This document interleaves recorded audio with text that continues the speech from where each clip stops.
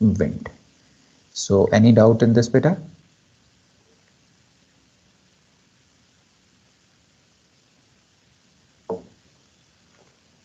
नहीं sir. Very good, beta. So let us see the effect of wind now. We will understand कि wind हमें कैसे affect करती है और चार्ट वर्क में हम wind को कैसे कंसिडर करते हैं. सर ये दो एलिमेंट अगर क्लॉकवाइज है तो तीसरा हमेशा एंटी क्लॉकवाइज होगा ना? दैट्स राइट बेटा. अगर दो एलिमेंट क्लॉकवाइज हैं तो तीसरा ऑपोजिट डायरेक्शन में होगा, वो एंटी क्लॉकवाइज होगा. Okay sir. और जो तीसरा वाला होता है जो ऑपोजिट डायरेक्शन में होता है वो हमेशा कोर्स मेड गुड वेक्टर होता है. सीटीएस और करंट हमेशा एक ही डायरेक्शन में होते हैं, या तो दोनों के दोनों क्लॉकवाइज या दोनों के दोनों anti clockwise.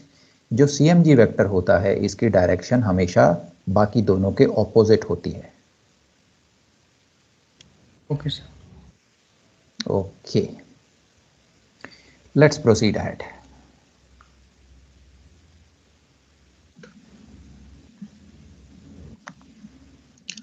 Now let us understand wind and its effect on the ship's track. बेटा वीडियो की साउंड आ रही है? यस सर आ रही है. Yes sir. ओके बेटा. Wind is a continuous directed flow or movement of atmospheric air because of different atmospheric pressure over different regions. Direction of the wind, the direction from which it comes. That is, northerly wind means wind is blowing from north towards south. So please remember the convention used for naming the direction of the current is opposite to the convention used for naming the direction of wind. सो बेटा नदरली wind का क्या मतलब है? Wind north से आ रही है या south से आ रही है? नॉर्थ से आ रही है सर. वेरी गुड बेटा. और अगर मैं बोलूँ नदरली करंट है तो वो नॉर्थ से आ रहा है या साउथ से आ रहा है? नॉर्थ में जा रहा है सर, इसका मतलब. साउथ से आ रहा है सर, नॉर्थ में जा रहा है. South से आ रहा है, north में जा रहा है. वेरी गुड बेटा, इस चीज़ का ध्यान रखना है. What you said is correct. Wind always comes from, wind को उसी डायरेक्शन का नाम दिया जाता है जहाँ से वो आती है. And current always goes to, current को उस डायरेक्शन का नाम दिया जाता है जहाँ वो हमें लेके जाता है. ये दोनों एक दूसरे के ऑपोजिट हैं, तो इसकी वजह से गलती नहीं करनी है, इसे ध्यान में रखना है.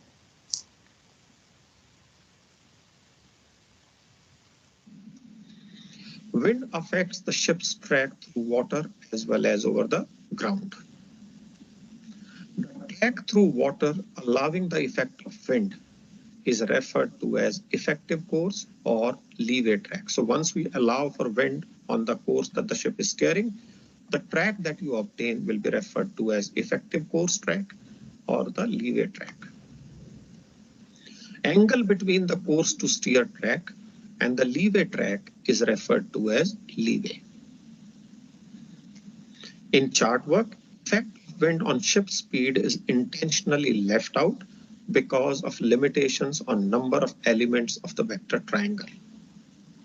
However, practically, it may not be of much concern for the simple reason that very seldom would we have wind alone and no current. Because if the wind blows over the surface of sea for some time, the least it would give rise to are the frictional currents.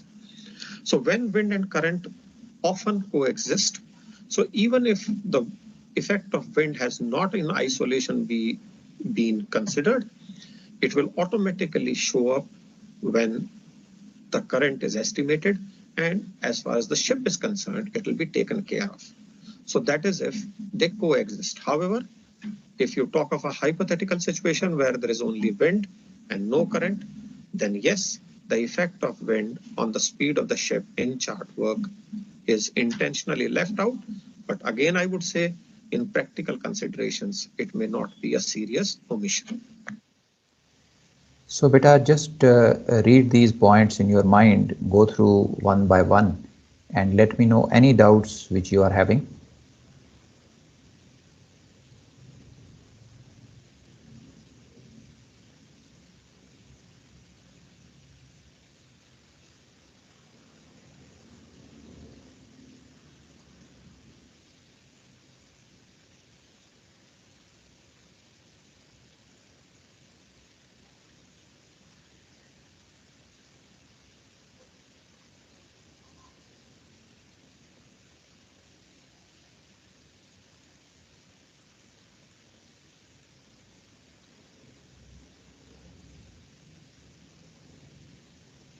Windward track भी होता है क्या? Ask again बेटा। जैसे leeway track है तो windward track भी होता है क्या कुछ? नहीं बेटा, विंडवर्ड ट्रैक नहीं होता है, सिर्फ लीवे ट्रैक ही होता है। सो अभी हम देखेंगे कि ये लीवे ट्रैक कैसे फाइंड आउट करते हैं हम।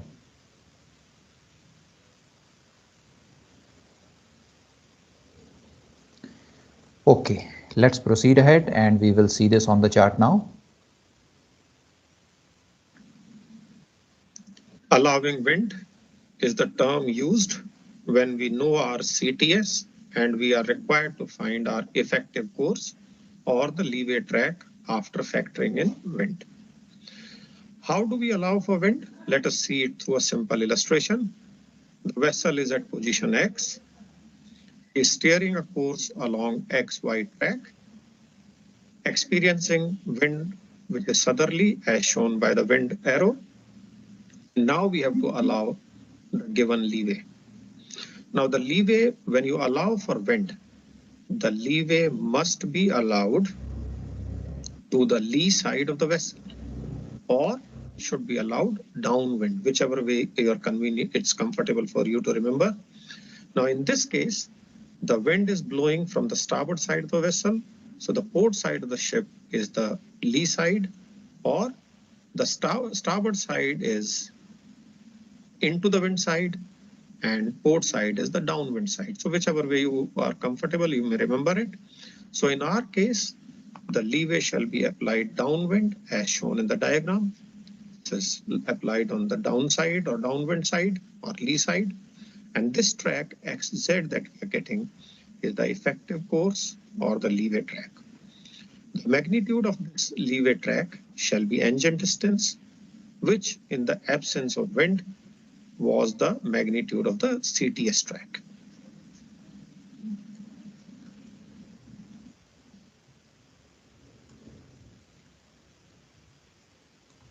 So beta, is this clear now? We have the course steered in this diagram.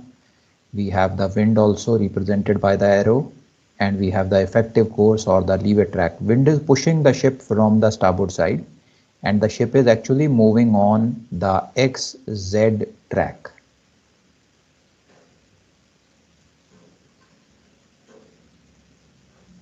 Any doubt in this beta?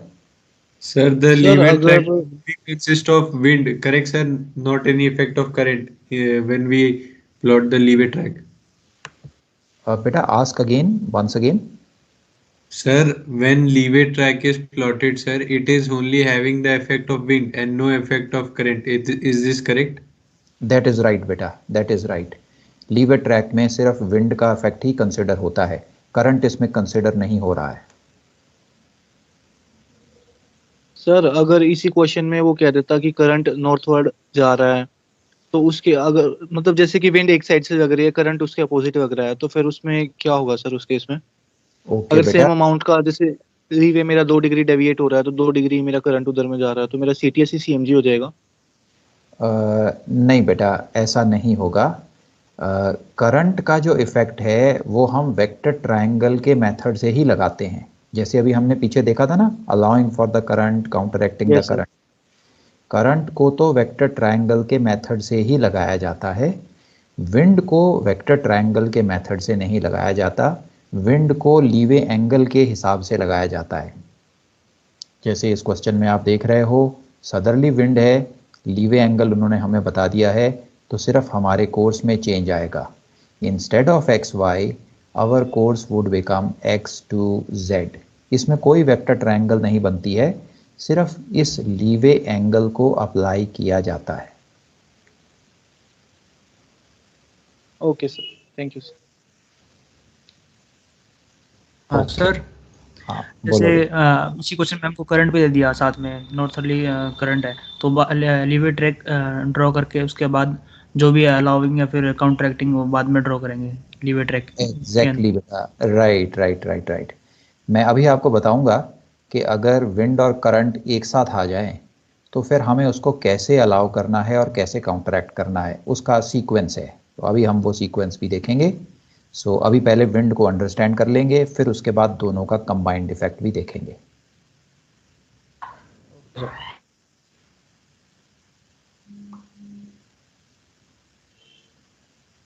चलें बेटा आगे? Yes sir. Okay, sir very doubt good. था, बोलो बेटा। तो जैसे इसमें कोर्स आपका 270 है और विंड ईस्टर्ली हो तो ओके, सो आप बोल रहे हो कि कोर्स 270 है, मतलब हम वेस्टर्ली डायरेक्शन में जा रहे हैं, और विंड जो है ये क्या है बेटा? ईस्टर्ली सर, ईस्ट से आ रही है। ईस्टर्ली विंड है, तो इसका मतलब विंड बिल्कुल राइट एस्टर्न से आ रही है, करेक्ट? राइट अहेड हुई ना सर। बेटा आप 270 पे जा रहे हो, ship is heading in the westerly direction, wind is easterly. Easterly का मतलब है कि विंड ईस्ट से आ रही है, यस सर। तो बेटा आपके बिल्कुल पीछे से आएगी ना?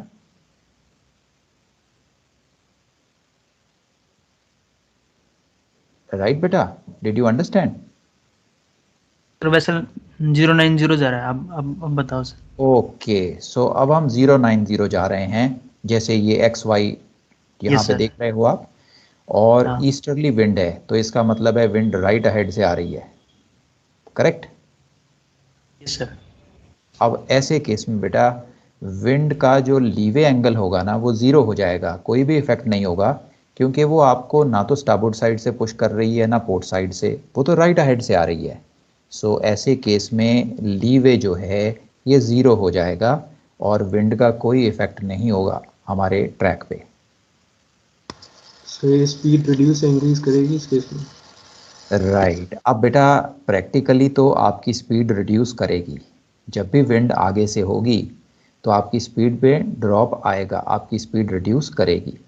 लेकिन चार्ट वर्क में हम लोग विंड का इफ़ेक्ट स्पीड पे कंसिडर नहीं करते हैं, ओके?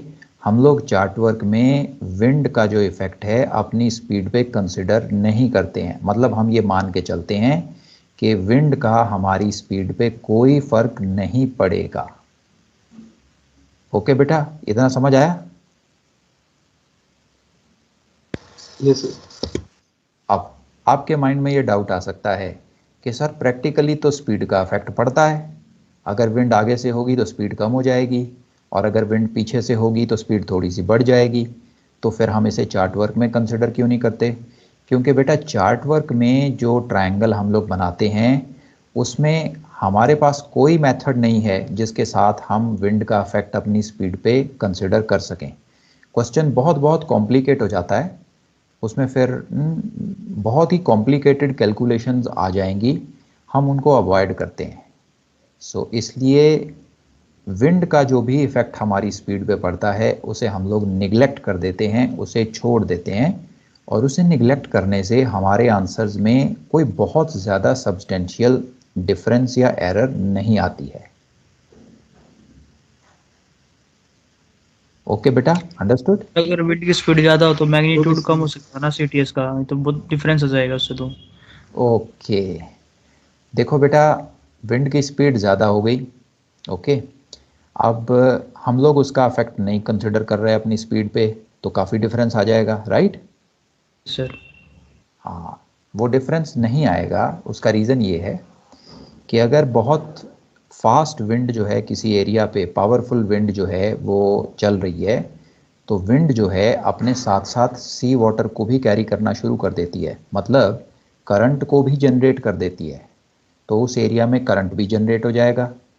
जब करंट जनरेट होगा तो उसका इफेक्ट तो हम अपनी स्पीड पे ले ही रहे हैं ना, तो ऐसे यस। केस में अगर विंड आगे से हो वो हमें करंट भी बताएंगे, तो हम वो करंट का इफेक्ट जब कंसिडर करेंगे तो हमारी स्पीड में उसका इफेक्ट अपने आप कैंसिल हो जाएगा, उसको अकाउंट कर लेंगे हम लोग और हमारा आंसर सही आएगा। ओके बेटा, understood? Yes sir. Okay, so let's move ahead now. This is known as allowing for the wind. Counteracting wind shall be the scenario in which the effective course track or the leeway track is known to us and the CTS is to be found. Let us say the vessel is at point X and X to Z is the effective course track or the leeway track. Magnitude of this vector shall be the engine distance. The wind experienced is southerly as shown by the wind arrow. And now we have to get the CTS. The leeway has to be counteracted. When counteracting, leeway has to be drawn on the windward side or into the wind. In this case, the starboard side of the vessel is the windward side, and therefore the leeway is factored as shown. And as we draw the leeway into the wind, the vector that we get xy is the CTS vector, and two course to steer shall be represented by xy. So बेटा this is counteracting the wind. So अब मुझे बताओ इसमें क्या क्या doubt आ रहा है.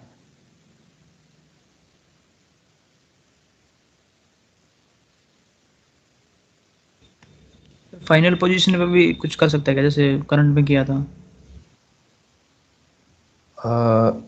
I didn't get your doubt बेटा, फिर से पूछो. करंट में हमने जो हमारा बाद में एस्टिमेटेड पोजीशन आई थी वहाँ पे भी कर सकते थे, और इनिशियल पोजीशन पे काउंटरैक्टिंग लगाया था हमने, तो इसमें भी ऐसा कुछ हो सकता है क्या सर? नहीं बेटा नहीं, इसमें हम लोग वेक्टर ट्रायंगल बना नहीं रहे हैं, तो फाइनल पोजीशन और इनिशियल पोजीशन आती नहीं है. जो लीवे एंगल है ये तो वेक्टर पे ही लगाया जाता है. जैसे हमारा शिप जो है ये Z पॉइंट पे पहुंचना चाहता था, वी वर एट X, हमें Z पॉइंट पे पहुंचना है. तो अब X to Z अगर हमें जाना है, विंड है सदरली, विंड हमें पुश करेगी. अगर मैं X to Z course steer करना शुरू कर दूं तो मैं तो Z के भी नॉर्थ में चला जाऊंगा. सो मैंने अब क्या किया, जो भी लीवे एंगल मुझे दिया था क्वेश्चन में, मैंने वो लीवे एंगल को यहाँ अप्लाई कर दिया to the windward side, and now I will be steering XY course.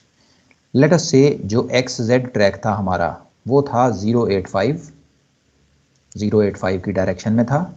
Leeway angle था 5 डिग्री. जब मैं ये 5 डिग्री अप्लाई करूंगा तो मेरा कोर्स टू स्टीयर कितना आ जाएगा बेटा? 90. Very good. सो मैं 090 को स्टीयर करूंगा. विंड मुझे पुश करेगी स्टारबोर्ड साइड से, 5 डिग्री विंड की पुशिंग होगी और मैं 085 के ट्रैक पे एक्चुअली चलूंगा. So this is known as counter acting the wind.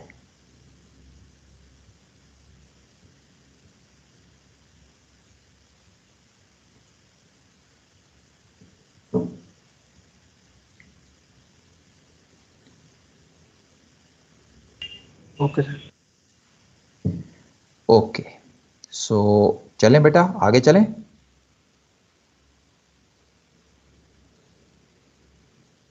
Yes, sir. Right. Now, if we have a situation in which we have to factor in both wind and current, then there are few questions we need to ask ourselves before we proceed with the plotting. Question number 1, is it allowing for or counteracting? If CTS is given, CMG is to be found, it is allowing for. And if CMG is given, CTS is to be found, it's counteracting. When allowing for, we ask ourselves what to allow first.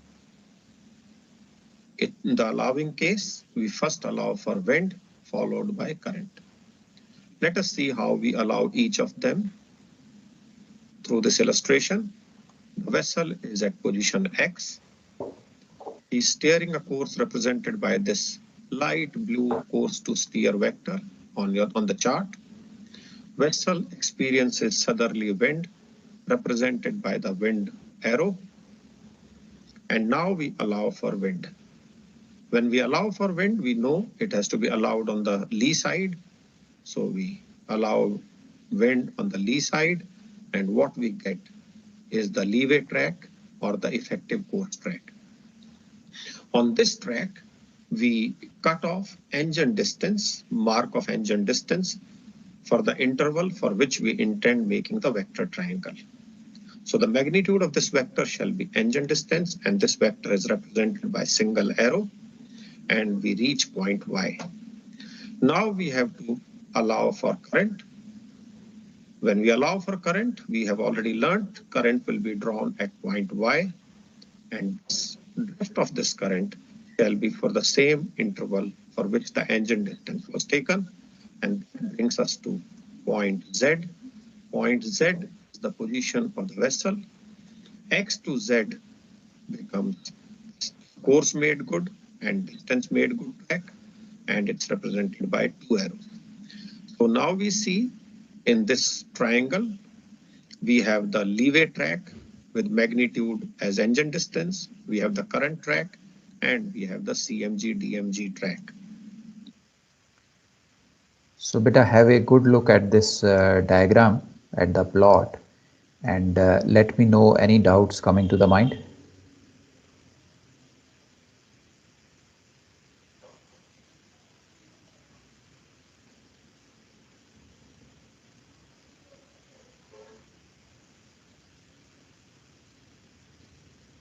Sir जब हम question करेंगे तो ये CTS नहीं दिखाएंगे ना हम? That's right बेटा, ये सिर्फ समझाने के लिए हमने यहाँ बना दिया है, पर जब हम एक्चुअल क्वेश्चन करेंगे तो CTS को चार्ट पे नहीं दिखाते हैं, इसको सिर्फ आंसर शीट पे ही लिखते हैं। और सर अगर क्वेश्चन इसका रिवर्स होता कि हमें पूछ लेता कि CTS निकालो, तो हम दिखाते उस पे बना के, उसमें हम नहीं बेटा, अभी करेंगे उसको भी। CTS निकालने को हम बोलते हैं counter acting the wind and current, वो अभी मैं आपको दिखाऊंगा। Just wait for a minute, अभी मैं आपको काउंटर एक्ट करके भी दिखाऊंगा।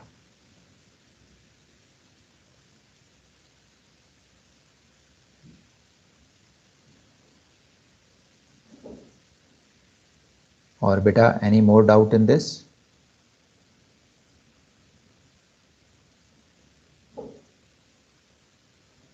Okay, very good.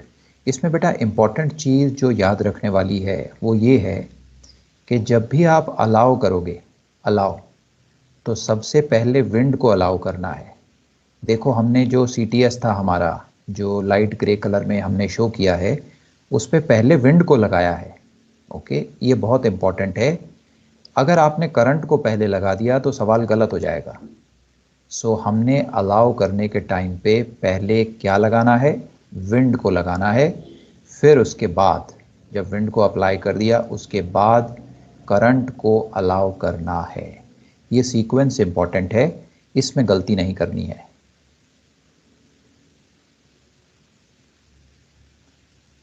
सो let us proceed ahead now. इसका बेटा अगर स्क्रीनशॉट लेना चाहते हो तो you can take a screenshot and save it, so you know this is the sequence in which they are to be allowed.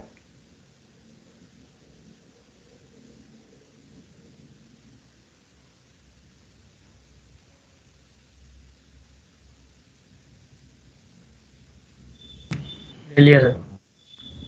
Very good beta, let's proceed ahead now. Sir, first wind फिर second पे current का है sir. बेटा ask again. Sir हाँ बोलो बेटा। First wind है then current है, करेक्ट सर? यही है ना सीक्वेंस हमारा? वेरी राइट बेटा, अलाउ के केस में पहले विंड और फिर करंट। काउंटर एक्टिंग में उल्टा हो जाएगा बेटा, अभी मैं काउंटर एक्टिंग आपको दिखाऊंगा, उसमें सीक्वेंस उल्टा हो जाएगा। सो अलाउइंग के केस में पहले विंड फिर current. Okay,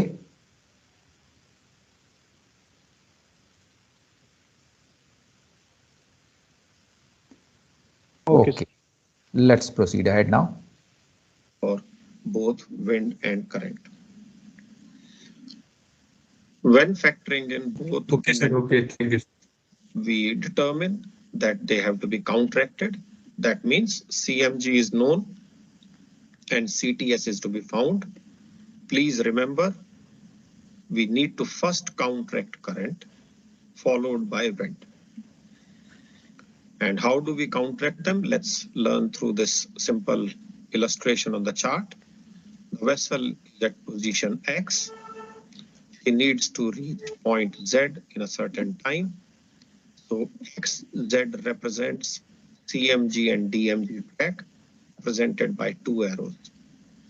We first counteract current, and we know when the current has to be counteracted, it has to be drawn at the starting point of the CMG line, that means X. We draw the current here, we represent with 3 arrows, mark of drift for the same interval for which the DMG is there on XZ, and we obtain this point Y. We join Y to Z, and YZ represents the effective course track or the leeway track, and the magnitude of this vector represents engine distance in the duration of the vector triangle. This effective track or the leeway track is represented by 1 arrow. Now we come to counteracting of the wind. Wind experienced, if it is southerly, represented by the wind arrow. Then to counteract wind, we allow the leeway, or we draw the leeway rather, we draw the leeway into the wind or to the windward. This is how the leeway will be counteracted into the wind, and the track that we obtain is the course to steer track. Now, please remember that this leeway would be a very, very small quantity, maybe 2, 3, 4 degrees. So if we draw both leeway track as well as the CTS track on the chart, it may lead to cluttering of the plot. So if we want, the wind can be allowed or counteracted on answer sheet, and on the chart, we can plot and use only the leeway track. So if we want, we could do so, and that shall take care of our requirement. So beta, this is counteracting. First we counteract for the current and then we counteract for the wind. Let me know your doubts in this beta. तो sir इस case में हम दोनों दिखाएंगे, leeway track भी और CTS भी? नहीं बेटा, ये आपको समझाने के लिए यहाँ पे दोनों शो किए हुए हैं, और जब आप प्रैक्टिकली चार्ट पे ये प्लॉट बनाओगे तो CTS को दिखाने की ज़रूरत नहीं है।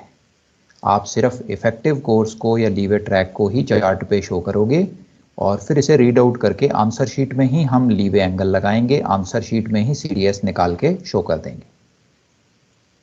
Okay sir. सर इस केस में हम ऐसे भी कर सकते थे ना, Z से ऊपर की तरफ ड्रिफ्ट लगा देते और फिर हमारा X और Z से हम पॉइंट Y मान लेते ऊपर, इसका रिवर्स भी कर सकते थे ना ऊपर की साइड? आप बोल रहे हो कि करंट वेक्टर को हम Z पॉइंट पे लगा दें? यस सर, ऊपर की साइड अपवर्ड। हाँ, फिर वो ऑपोजिट डायरेक्शन में लगाना पड़ेगा। बेटा वो मैथमेटिकली तो करेक्ट है, लेकिन चार्ट वर्क में यूजुअली हम ऐसे करते नहीं हैं। मैथमेटिकली सही है, आपका आंसर सही आएगा, पर चार्ट वर्क में हम काउंटर एक्टिंग में हमेशा करंट को फर्स्ट पॉइंट पे लगाते हैं। सर अगर मैं वैसे करूँगा तो गलत हो जाएगा? अगर कोई ऐसे कर दे तो? बेटा बस जैसा मैंने बोला, आपका आंसर सही आएगा, मैथमेटिकली बिल्कुल सही है। अगर मैं पेपर चेक कर रहा हुआ तो पूरे नंबर दूंगा, लेकिन अगर कोई और पेपर चेक करेगा तो बेटा नंबर काट भी सकता है। Okay sir. Okay, so that is the thing बेटा। अभी क्वेश्चन आ सकता है, काउंटर एक्टिंग फॉर wind. बेटा you got broken in between, repeat please. Sir ऐसा भी क्वेश्चन हो सकता है क्या, counter acting for current and allowing for wind? नहीं बेटा, ऐसा सवाल नहीं हो सकता। या तो दोनों के दोनों काउंटर एक्टिंग होंगे या दोनों के दोनों अलाउ होंगे। Okay sir. ओके, सो अब बेटा मैं आपको, if you want you can take a screenshot of this slide also.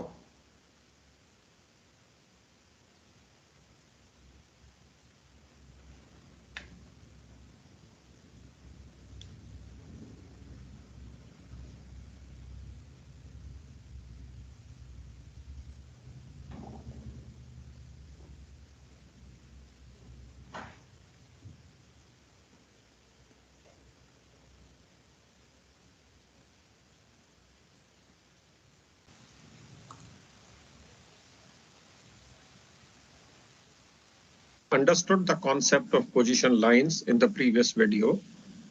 Now let's understand what a position circle means and how we could draw position circles on the chart. Beta, is the audio coming in nice with the video running? Yes, sir. Okay, all right. A position circle is any circle, the arc of which passes through the observer's position. If we can obtain a position circle, it shall mean the observer is located somewhere on the circumference of the circle. A unique position circle can be drawn on the chart only if we know its center and its radius. Basically, the purpose of all the methods shall be to identify the center of the circle and also to obtain its radius. We usually draw only a small arc of the circle as per our requirement in the vicinity of the vessel and not the full circle to avoid cluttering of the chart. Beta, just go through these points one by one. Let me know any doubts coming anywhere.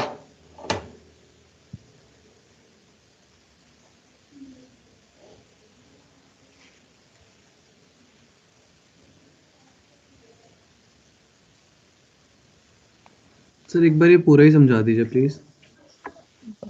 बेटा मुझे बताओ क्या समझ में नहीं आया. That's a pretty simple English. So you have to tell me what जैसे exactly. Line कोई भी एक सर्कल हो गया जो कि पास होगा ऑब्जर्वर की पोजीशन से. That's right. That is very much right. तो सर इसमें वो क्या जो doubt आर्क लगेगा वो आर्क जो लगेगा वो ऑब्जर्वर से लगेगा मतलब कौन कितने कहाँ से आर्क लगेगा मतलब. ओके बेटा, आर्क कहाँ से लगेगा, सेंटर कहाँ पे है, रेडियस कितना है, ये हम हर एक मेथड में जैसे जैसे आगे जाएंगे वो देखेंगे. अभी के लिए तो हम सिर्फ ये समझ रहे हैं कि पोजीशन सर्कल होता क्या है. अब इसको कैसे ड्रॉ करना है, इसका सेंटर कहाँ होगा, इसका रेडियस कितना होगा और इसमें से अपनी पोजीशन कैसे मिलेगी, ये हम आगे जब हर एक मेथड करेंगे तो हर एक मेथड में मैं आपको एक्सप्लेन करूँगा. तो एक बार ये लास्ट पॉइंट समझा दीजिए. We usually draw only a small arc वाला. ओके अब बेटा सर्कल तो जो होता है वो तो कंप्लीट राउंड होता है, 360 डिग्री को कवर करता हुआ. लेकिन जब हम चार्ट पे इसे बनाते हैं तो ज़रूरी नहीं है कि हर एक केस में हमें ये पूरा सर्कल बनाना पड़े. बहुत बार ऐसा होता है कि सर्कल का एक छोटा सा हिस्सा ही हमें रिक्वायर्ड होता है अपने प्लॉट में, तो हम सिर्फ वो छोटे से हिस्से को ही बनाते हैं, बाकी के हिस्से को छोड़ देते हैं. Okay sir. क्लियर बेटा, now clear? Yes sir. Okay. Okay, let's proceed ahead. Circle to avoid cluttering of the chart. Now, various methods for obtaining position circles include position circle by radar ranges, position circle by vertical angles, by horizontal angles, by raising or first sighting and dipping or last sighting of the lights, and position circles by high altitude celestial observations. So बेटा these are the different methods जो हम अभी देखने वाले हैं आगे. एक एक करके हर एक मेथड में हम देखेंगे कैसे सर्कल को ड्रॉ किया जाता है.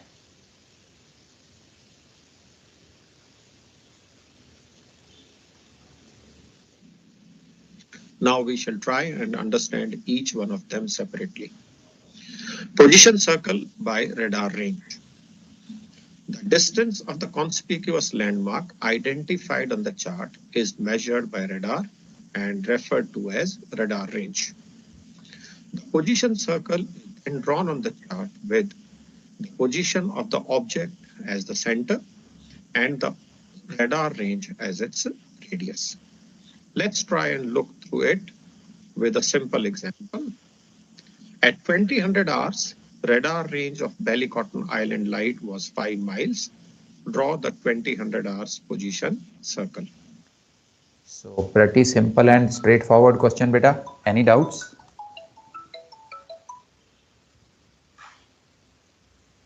No, sir. Okay. So first and foremost, let us identify Ballycotton Island light on the chart. You can see this one is the Ballycotton Island light on the chart. Now with this light as center and 5 nautical miles as the radius, opened up the compass using the latitude scale of the chart, we draw a circle on the chart. So the position circle is drawn here with 5-mile radius and Ballycotton Island light as the center. And this becomes the position circle of the vessel at 2000 hours. Now we move on to position circle by vertical angle. The vertical angle subtended by an object at the observer depends on the height of the object and the range of the observer or the distance of the observer from the object. The vertical angle on the ship is measured by sextant and hence referred to as vertical sextant angle. Beta, the previous position circle was clear. Any doubt in this particular plot? This is a very basic, simple thing which we have done in yes, normal हमने 5 miles का वो distance measure करके उस point से circle बना दिया. That's right, beta. So the next method which we have is the vertical angle. So let's see that vertical angle method now. Move on to position circle by vertical angle. The vertical angle subtended by an object at the observer depends on the height of the object and the range of the observer or the distance of the observer from the object. The vertical angle on the ship is measured by sextant and hence referred to as vertical sextant angle. The charted heights are given with reference to mean high water spring. If charted heights of the objects are used, they must be corrected for the tidal variance with respect to mean high water spring to obtain their height above sea level at the time of observation. Range of observer is then calculated using this formula. It's 1.854 into height of the object in meters divided by vertical angle in minutes. Please remember, the range so obtained shall be range in nautical miles. So please be careful about the units. The range shall come in nautical miles, height of the object is in meters, and vertical angle is in minutes, not degrees and minutes. Height of the object above sea level would be the charted height plus minus the tidal variance with respect to mean high water spring. And vertical angle is equal to the vertical sextant angle corrected for the index error of the sextant. Index error, if it's off, then it's added, and index error on the arc is subtracted. Okay, beta. So this method, vertical angle, is completely explained in these points. So go through each one of these points carefully, and जो doubt आपके mind में आ रहे हैं वो one by one बेटा मुझे बताते चले जाओ.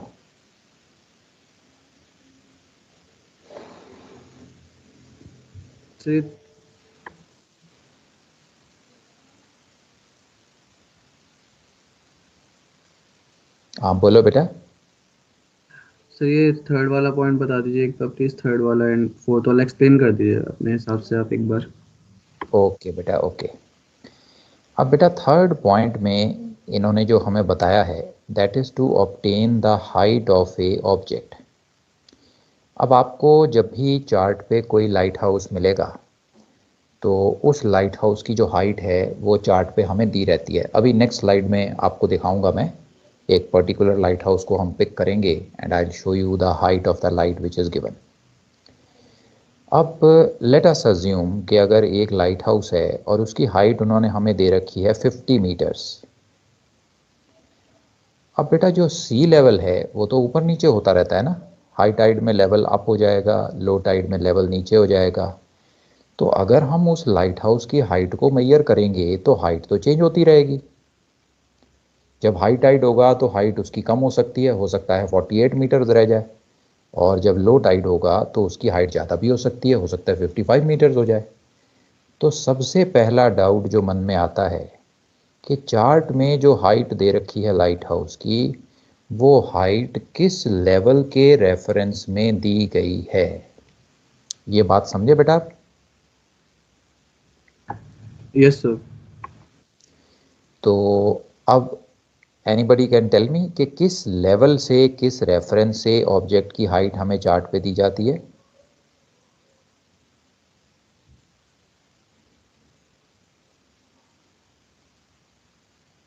ओके, ऑल सर वो राइट। तो लोवेस्ट एस्ट्रोनॉमिकल टाइड पे होती है ना सर? नहीं बेटा, लोएस्ट एस्ट्रोनॉमिकल टाइड पे तो चार्ट डेटम होता है, उससे डेप्थ दी जाती है। सर बील हाई वाटर स्प्रिंग से। यस, ये एक लेवल है बेटा जिससे हम हाइट्स बताते हैं ऑब्जेक्ट की। इसको हम लोग बोलते हैं मीन हाई वाटर स्प्रिंग्स। इसकी डेफिनेशन हम लोग करेंगे व्हेन वी डू टाइड्स। मैं आपको डिटेल में समझाऊंगा कि ये क्या होता है। अभी के लिए तो आप बस इतना याद रखो कि ये एक पर्टिकुलर लेवल है। MHWS की जो फुल फॉर्म होती है वो होती है मीन हाई वाटर स्प्रिंग्स। थोड़ा सा अगर मैं इसे एक्सप्लेन करूं, दो तरह के टाइड्स होते हैं, स्प्रिंग टाइड और नीप टाइड। अगर स्प्रिंग टाइड के हाई वाटर का मीन ले लिया जाए, लेट अस से स्प्रिंग टाइड था, हाई वाटर आपने उसका नोट कर लिया, फिर नेक्स्ट स्प्रिंग टाइड आया, फिर हाई वाटर नोट कर लिया, ऐसे आप नोट करते चले गए और एक साल तक आपने उसका मीन निकाल लिया, तो उस लेवल को बोलते हैं MHWS। This is the reference for getting the heights of the object to be put on the chart. अगर चार्ट पे लाइट हाउस की हाइट 50 मीटर लिखी है, उसका मतलब है कि अगर हमारा sea level mean high water spring के लेवल पे आ जाए तो ये लाइट हाउस 50 मीटर ऊंचा दिखाई देगा। ये समझ में आया बेटा?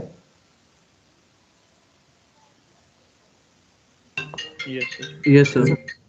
ओके, अब मुझे एक बात बताओ कि अगर हमारा जो करंट लेवल है वो मीन हाई वाटर स्प्रिंग से 1 मीटर नीचे आ जाए, तो फिर हमारा ये जो लाइट हाउस है ये कितना बड़ा दिखाई देगा? चार्ट पे लिखा हुआ है 50 मीटर। 51 मीटर दिखाई देगा सर। Very good. सो अगर सी लेवल क्वेश्चन क्या मीन था हाई, आपका? अगर sea level mean high water spring से नीचे आया तो चार्टेड हाइट में जितना डिफरेंस है वो ऐड हो जाता है। तो 50 मीटर अगर लाइट हाउस की चार्टेड हाइट थी, 1 मीटर सी लेवल नीचे है मीन हाई वाटर स्प्रिंग से, तो वो 51 मीटर का दिखाई देगा। और अगर कभी ऐसा हो जाए कि sea level mean high water spring से ऊपर चला जाए, वैसे तो ये बहुत रेयर होता है, बहुत रेयर इंस्टेंस है ये, बट अगर कभी ऐसा हो जाए कि 50 मीटर चार्टेड हाइट थी और जो करंट सी लेवल है वो मीन हाई वाटर स्प्रिंग से 1 मीटर ऊपर चला गया है, तो अब हाइट कितनी रह जाएगी? 49 मीटर्स। वेरी गुड बेटा, 49 मीटर्स रह जाएगी। अब जब भी हमें चार्टवर्क के क्वेश्चंस में ये वर्टिकल एंगल का सवाल आता है तो हमें वो ये बताते हैं कि जो करंट सी लेवल है वो मीन हाई वाटर स्प्रिंग से कितना ऊपर या कितना नीचे है। उसी के बेसिस पे फिर हम लाइट हाउस की करंट हाइट, जो प्रेजेंट हाइट है, वो निकालते हैं। सो ये समझ में आया बेटा?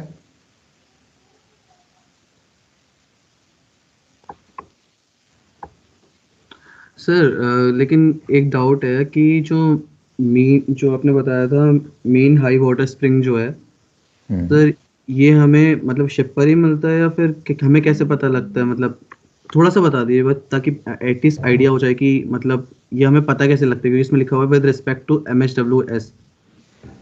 बेटा आप चार्टवर्क के क्वेश्चन की बात कर रहे हो या प्रैक्टिकली अगर पता करना मैं हो कि लेवल प्रैक्टिकली कितना पूछ है? रहा हूँ सर, जैसे मैं शिप पर हूँ और मैं देख रहा हूँ, तो ये चीज़ मुझे पता कैसे चलेगी कि MHWS, मतलब मुझे कैसे पता चलेगा?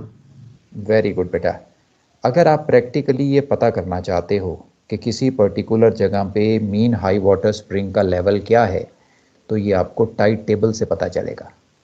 टाइड टेबल में आपको हर एक पोर्ट की, जो टाइड टेबल में लिस्टेड है, वहाँ का मीन हाई वाटर स्प्रिंग दिया रहता है. It is calculated and it is given there. You have to just read it out from the tide table. Sir जैसे हर पोर्ट पे हम लोग टाइड टेबल निकालते थे, तो वहाँ पे सिर्फ और सिर्फ टाइड मतलब इतने बजे से इतनी कम हो रही है, इतनी ज़्यादा हो रही है, ऐसे से दे रखा था. ये MSWS मैंने बाकी सबका नहीं पता, बट मैंने ये फर्स्ट टाइम सुना था, इसलिए मैं पूछ रहा था. नो प्रॉब्लम बेटा. जो आप बोल रहे हो वो टाइड टेबल का डेली पेज होता है जिसमें टाइम और हाइट दी रहती है. एक इंडेक्स होता है पीछे जिसमें और भी बहुत सारी इंफॉर्मेशन दी होती है. वहाँ पे आपको ये मीन हाई वाटर स्प्रिंग की वैल्यू मिल जाएगी. Yes sir, thank you sir. Okay, और बताओ बेटा, यहाँ तक और डाउट? सर एक मीन हाई वाटर की जगह लोवेस्ट एस्ट्रोनॉमिकल टाइड ले लेते ना सर. क्या बेटा, फिर से बोलो. सर मैं बोल रहा था मीन हाइट ऑफ मतलब सी लेवल की जो लेते हैं उससे अच्छा तो लोवेस्ट एस्ट्रोनॉमिकल टाइड से मेजर कर लेते सर. हाँ बेटा, ये सजेशन तो बड़ी अच्छी है, तो कंफ्यूजन ही नहीं रहता ना. सर इस केस में फिर उल्टा होता ना सर. हाँ, पर अब बेटा ऐड अगर की ऐसा जगह कर देते तो बहुत अच्छा होता. तुम्हारी जो ये जो सजेशन है ये बहुत अच्छी है, पर यार अब तो बच्चे का नाम रख दिया उन्होंने और अब बच्चा बड़ा भी हो गया, तो अब तो नाम चेंज करना मुश्किल है. अब तो उन्होंने reference mean high water spring से रख दिया और सारे चार्ट प्रिंट भी कर दिए. अब तो इसको चेंज करना बहुत मुश्किल है.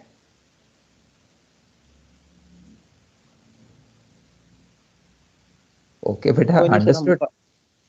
हम काम से आ जाएंगे सर. तो सर मीन हाइट किसको बोलेंगे सर, काम सी को?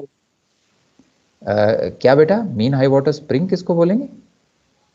नहीं सर, मैं बोल रहा हूँ जैसे अपन जो सी लेवल से हाइट ले रहे हैं सर, तो जब सी काम होगा तभी उसी टाइम मतलब उसकी हाइट मतलब कोई करेक्शन नहीं होगी ना, तो लो टाइड होगी ना हाई टाइड होगी.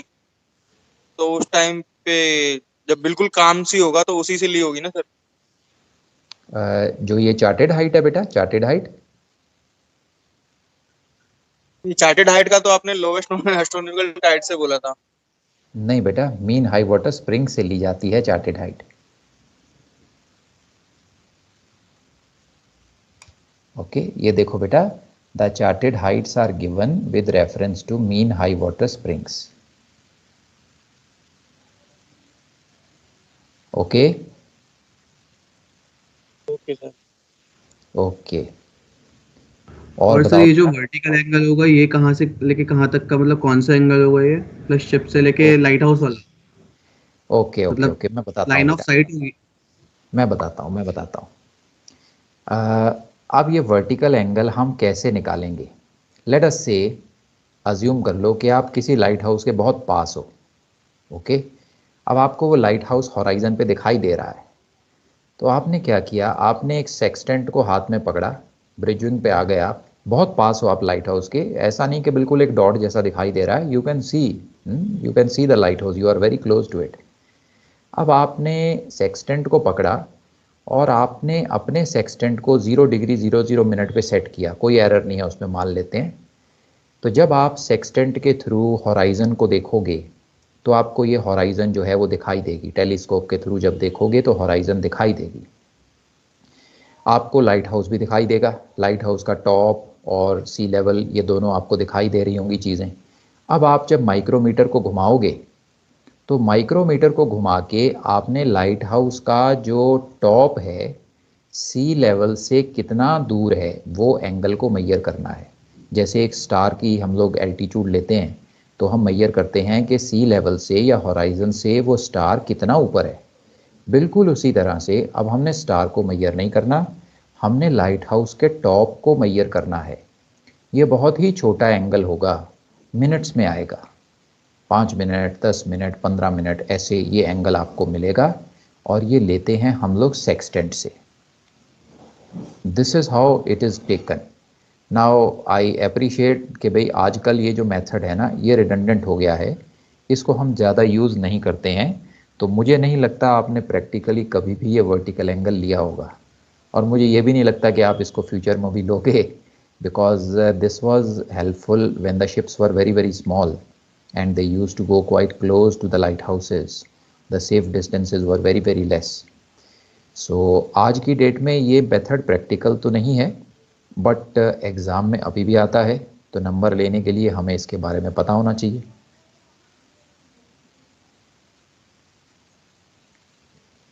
ओके बेटा, understood? Yes sir.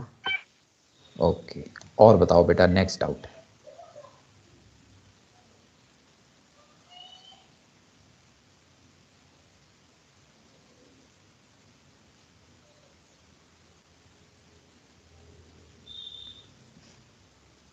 So clear है बेटा, आगे चलें? Yes sir. Yes sir. Very हाँ गुड. सर, इसका एग्जांपल दिखा दीजिए सर, तो ज़्यादा क्लियर हो पाएगा. हाँ बेटा, अभी एग्जाम्पल देखेंगे इसका, बिल्कुल. पर उसके पहले बेटा मैं एडवाइस करूँगा कि आप इस पेज का एक स्क्रीनशॉट ले लो और ये जो फॉर्मूला है इसे आप या तो अपनी नोटबुक में नोट कर लो या फिर आप इसे सेव करके अपनी डिवाइस पे रख लो, क्योंकि ये फॉर्मूला आगे यूज़ होने वाला है और ये आपको याद होना चाहिए. Range in nautical mile equal to 1.854 into height in meters divided by vertical angle in minutes. So इसे नोट कर लो या सेव कर लो डिवाइस पे और अपने माइंड की मेमोरी में इसको डाल दो.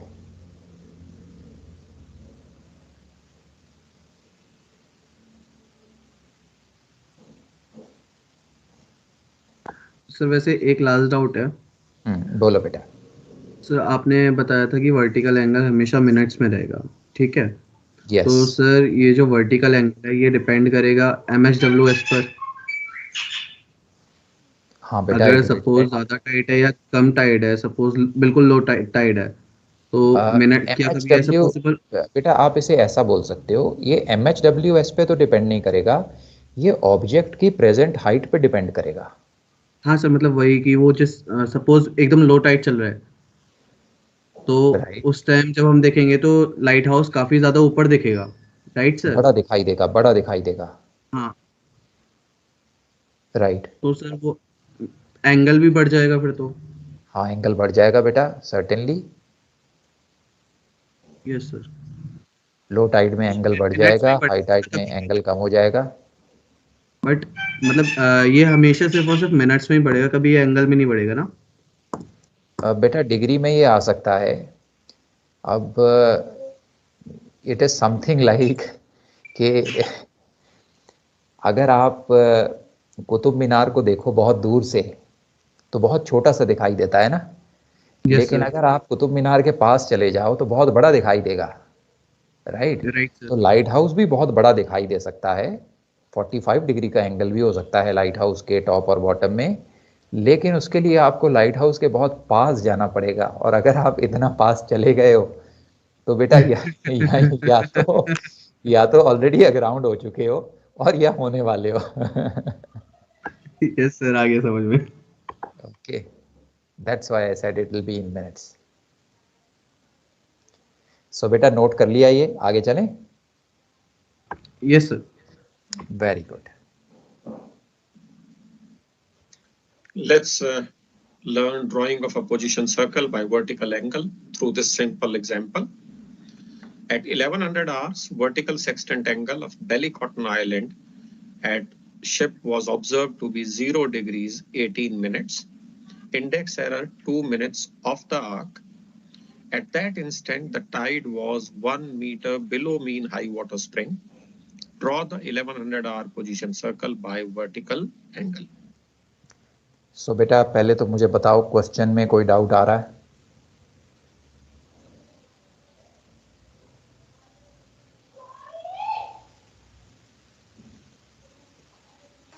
सर एक बार रिपीट करना क्वेश्चन प्लीज.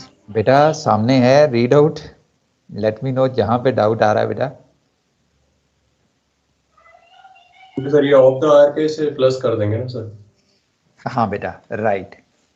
जो इंडेक्स एरर हम अप्लाई करते हैं, आप इसे सेलनैप में भी करोगे. इसको आप इजी वे में अगर याद रखना चाहते हो ना तो ऐसे याद रख सकते हो. Consider this index error as a switch. अगर ये ऑन है तो इसे आपने ऑफ कर देना है. ऑफ करने का मतलब माइनस.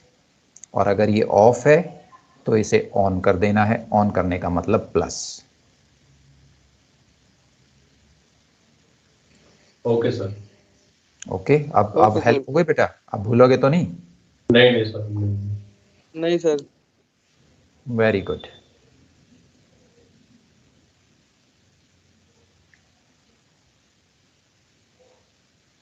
सो क्लियर बेटा, चलें आगे? Yes sir. Very good. So first and foremost, we identify the belly cotton island light, and this one is the belly cotton island light. You can see here where we have a box around it. So this is the belly cotton island light. Now we calculate the range using the formula that we have learned earlier. Now for that, we need the height of the object and we need the vertical angle. So we first, from the chart, pick up the characteristics or read off the characteristics of belly cotton island light. So the characteristics of belly cotton island light are. सो बेटा अब इस light को देखो और मुझे बताओ कि इसकी हाइट क्या है, charted height. Sir 59 mile. Sir blur हो रहा है, दिख ही नहीं रहा sir. Sir 59 metre. 59 metre sir. Very good, 59 metre बेटा दिखा? Yes sir. Okay, very Yes, sir, good. अभी दिखा।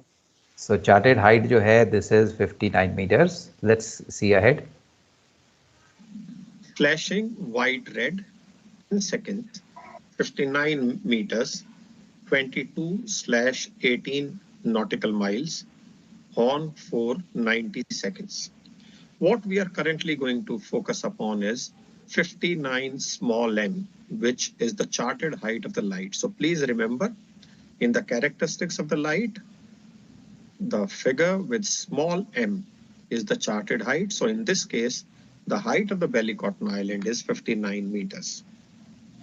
Charted height is 59 meters. Height of the tide given in the question is 1 meter below mean high water spring.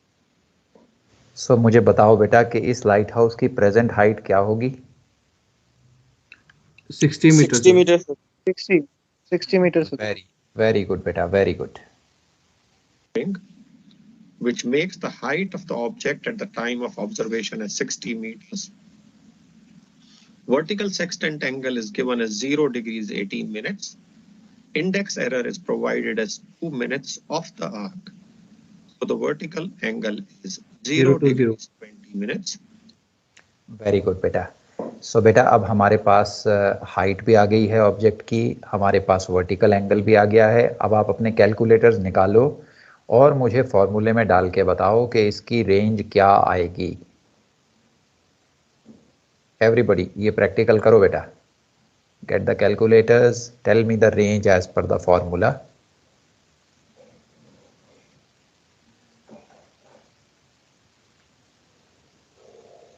So 333.72.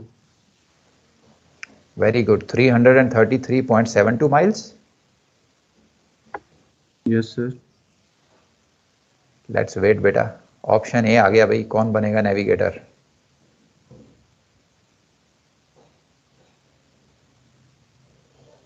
So 5.562 miles. Very good, 5.562। Option B? Yes sir 5.562। Okay, 5.56। Another option?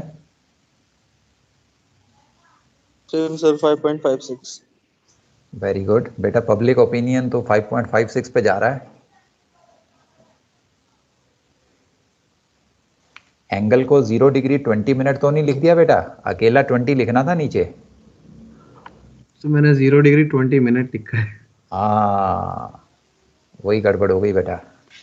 Very good, let's proceed ahead. Which when converted to minutes, it is 20 minutes. Now using these values, we can put them in the formula and we can get the range of the observer at the time of making this observation. बेटा आप देख लो, किसी को doubt हो तो he can do the calculation again.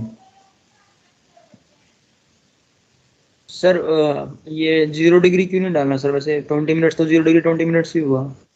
हाँ बेटा, ये 0 गलत डिग्री कैसे हुआ वो? इसलिए नहीं डालना क्योंकि यहाँ पे देखो बेटा, ये देखो बेटा, ये फॉर्मूले में हमने नीचे क्या लिखा है वर्टिकल एंगल के साथ? मिनट्स। यस, ये जो हमने फॉर्मूला बनाया है ये इसको मिनट्स में लेके ही बनाया है, इसलिए हम यहाँ पे डिग्री नहीं डालेंगे। ओके, हम चाहें तो डिग्री मिनट के साथ ही ये फॉर्मूला बना सकते हैं, पर वो हम बनाते नहीं क्योंकि यूजुअली ये वर्टिकल एंगल मिनट्स में ही होता है। ओके, पर अगर डिग्री मिनट वाला बनाएंगे तो ये फैक्टर चेंज हो जाएगा, यहाँ पे 1.854 नहीं रहेगा, कुछ और आ जाएगा। Okay,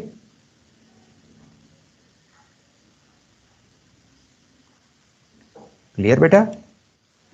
okay sir. Okay, so अब हम वापस आ गए। Yes sir. ये बेटा हमने रेंज कैलकुलेट की 5.6। So I hope everybody clear now. Yes sir. Very good, very good, let's proceed ahead.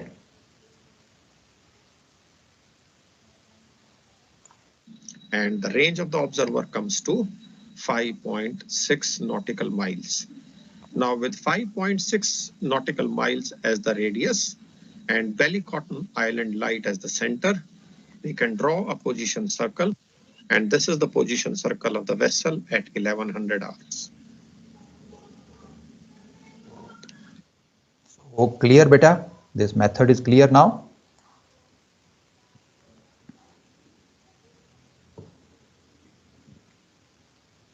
Yes, sir. Okay, yes sir. Very good. So एक बार और इसे बेटा तसल्ली से देख लो। ये जो हमने प्लॉट किया है, देखो हमने कंप्लीट सर्कल यहाँ ड्रॉ नहीं किया, हमने जो लैंड वाला पोर्शन था उसे छोड़ दिया because ship can not be on land. So ये हमारे पास पोजीशन सर्कल आ गया है। सर हाँ बोलो बेटा। क्वेश्चन है सर, सॉरी फॉर इंटरप्ट। ये जो फॉर्मूला था वो रेंज का था ना, रेंज इन नॉटिकल माइल? हाँ बेटा, ये देखो I will go back to the formula. Yes sir, range equals to, हाँ मैंने लिखा हुआ है sir, range equals to 1.854 into height in metres upon vertical angle. Okay, तो सर ये जो हमने फॉर्मूला कैलकुलेट करा था, इसके बाद जो हमने निकाला था, तो अपने 5.6 मिनट्स लिखा था, राइट? राइट। तो इसमें लिखा हुआ है रेंज इन नॉटिकल माइल, तो ये Right. 5.6 नॉटिकल माइल है ना? ओके बेटा, जब नॉटिकल माइल को हम लोग अपनी आंसर शीट में लिखते हैं तो उसका सिंबल भी मिनट वाला ही है। तो सर इसकी वो यूनिट हम नहीं लिखेंगे? आप चाहो तो पीछे NM भी डाल सकते हो, representing it as nautical miles. आप चाहो तो सिर्फ ये पोस्ट ऑफिस वाला जो कॉमा होता है ये भी डाल के छोड़ सकते हो। मिनट्स के लिए और नॉटिकल माइल्स के लिए ये सेम सिंबल यूज होता है बेटा। तो सर फिर अभी हमने इसके बाद ये किया कि 5.6 की हमने डिस्टेंस मेजर करके उस लाइट हाउस से सर्कल लगा दिया, right? That's right.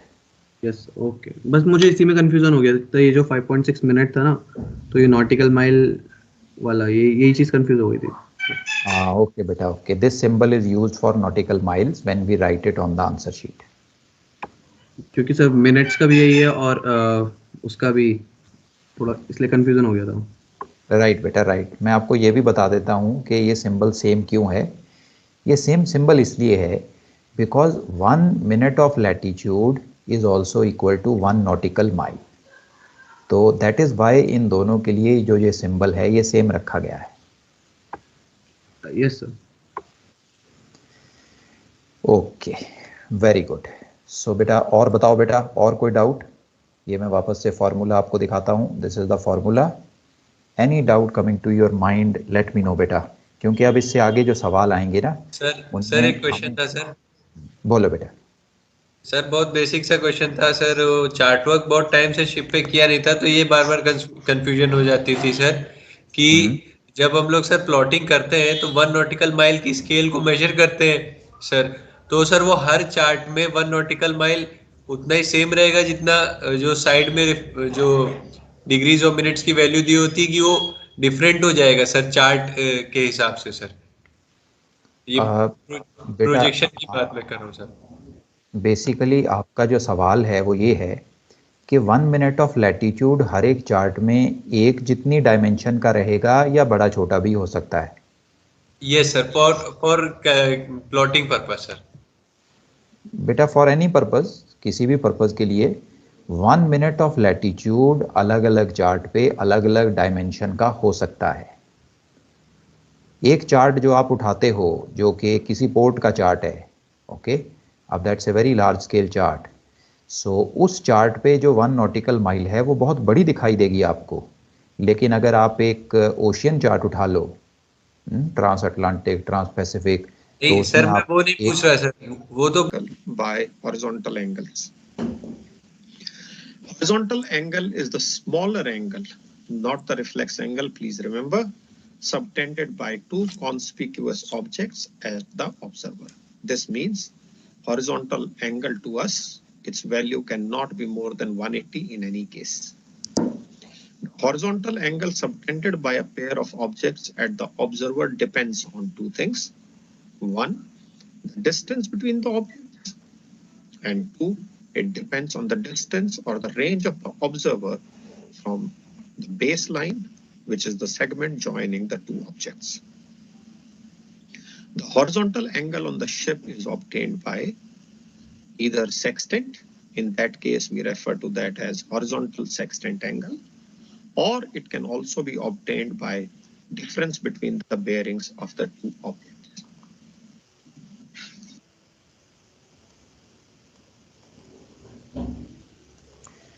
Okay, so beta, just go through these points comfortably one by one. Let me know any doubts coming at any of the points.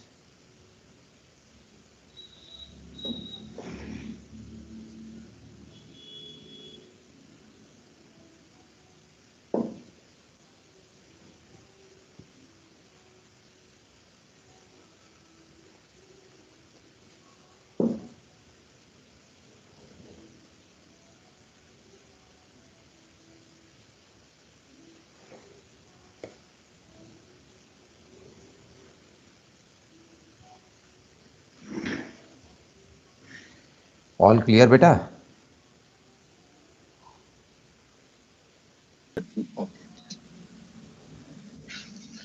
If horizontal sextant angle is available, Beta, is the sound coming okay? Yes, sir. Yes, sir. clear sir. Okay, beta, okay. it must be corrected for index error to convert to horizontal angle. Horizontal angle will be equal to horizontal sextant angle plus minus index error. Off the arc, index error would be plus, and on the arc, index error would be minus. Horizontal angle by bearings is obtained by taking the difference between the bearings of the two objects. Both bearings need to be necessarily of the same type, so please be careful. That is, both may be gyro bearings, or both may be compass bearings, or both may be even relative bearings taken with respect to ship's head, or both may be two bearings. However, if both happen to be two bearings, then we can use them as PL, and there will be no need to deploy this concept of position circle. The difference in the bearings is greater than 180 degrees.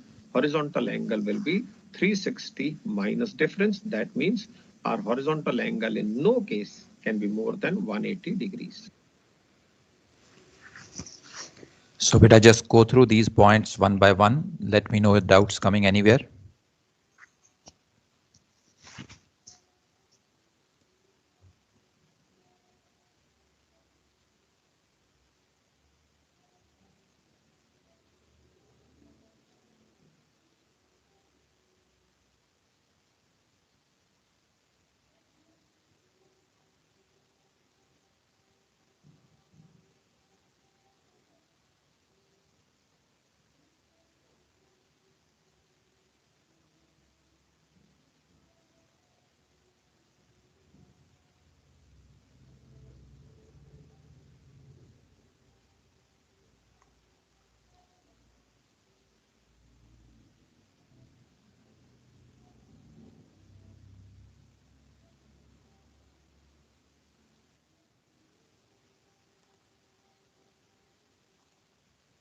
Clear है sir. Okay, beta. Let's go. The biggest advantage of this method is that this can be deployed when we have the bearings by gyro, compass, or ship's head, and we do not know the gyro or the compass error. Now we run through the procedure to draw the position circle by horizontal angles. First thing would be to obtain the horizontal angle for the pair of objects. 2 would be to get the complement of the horizontal angle, that is 90 minus horizontal angle. Next would be to draw the baseline on the chart, that is the segment joining the two objects whose horizontal angle is in question. Establish to which side of the baseline does the ship's position exist. Now it's very, very important for this method that once you draw the baseline, you take a pause, decide which side of the baseline does the ship exist. Now, in some cases, it may be quite straight and simple that on one, if you have landmass or non-navigable waters on one side, then that side can be ruled out. However, there can be situations in which you may have navigable water on both sides of the baseline. The gyro or the compass bearings of the objects can then be used to figure out which side of the baseline does the ship lie. Again, to reiterate that it's one of the most important parts of this process to establish which side of the baseline does the vessel exist. Draw the angle of 90 minus horizontal angle at both ends of the baseline. Now, which side of the baseline it has to be drawn? We'll see that because you can draw these on either side of the baseline. If the horizontal angle is less than 90 degrees, then this angle of 90 minus horizontal angle is to be drawn on the side of the baseline to which the ship's position exists. That means towards the position of the vessel. If horizontal angle is greater than 90 degrees, then this 90 minus horizontal angle value is to be drawn on the side of the baseline that is opposite to which the ship's position exists. So this particular method has these few important things which you'll have to keep in mind. The point where the arms of these angles intersect is the center of the position circle. From the center of the position circle so obtained, the end of the baseline, either end of the baseline shall form the radius of the position circle. Just go through these points, beta, one by one. Let me know your doubts.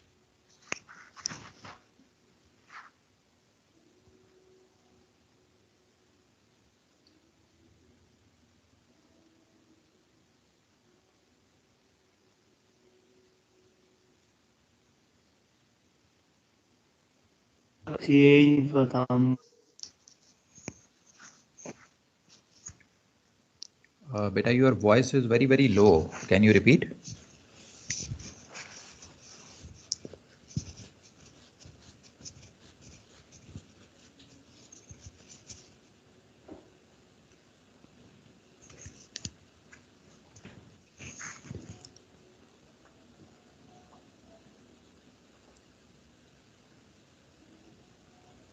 Okay, I will show you actually this procedure on the chart. So maybe once you see.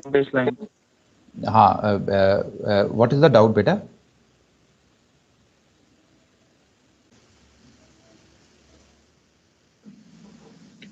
We shall see how to implement this procedure through a simple example. Following bearings were observed from a vessel at anchor: old head of Kinsale 242 degrees gyro, Roche's Point 290 degrees gyro, Ballycotton Island 037 degrees gyro. Find the anchor position and the error of the gyro. So beta, pick up your calculators Let me know what is the horizontal angle between Kinsale and Roche's Point.